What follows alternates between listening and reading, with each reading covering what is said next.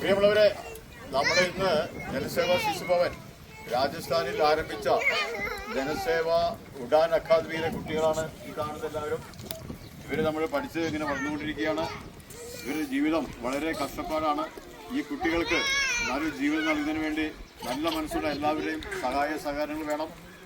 Janaseva Shishu Bhavan തെരുവുമുക്കിലത്തെ India എന്നൊരു വലിയ ലക്ഷ്യപ്രാപ്തിക്ക് വേണ്ടിയാണ് നമ്മൾ പ്രവർത്തിക്കുന്നത്.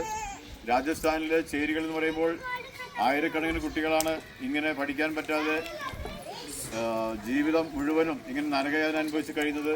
പുഴുക്കളെ പോലെയാണ് അവർ ജീവിക്കുന്നത്. അവർക്ക് കിടക്കാൻ സ്ഥലം പോലുമില്ല, തലചായ്ക്കാൻ ഇടമില്ല, ആധാർ കാർഡില്ല, വോട്ടവകാശമില്ലാത്തതിൻ്റെ പേരിൽ ഇവരെ രാഷ്ട്രീയ പാർട്ടികളോ മുഖ്യധാര ഭരണകർത്താക്കളോ ആരും തന്നെ ഇവരുടെ കാര്യം തിരിഞ്ഞു നോക്കുന്നില്ല.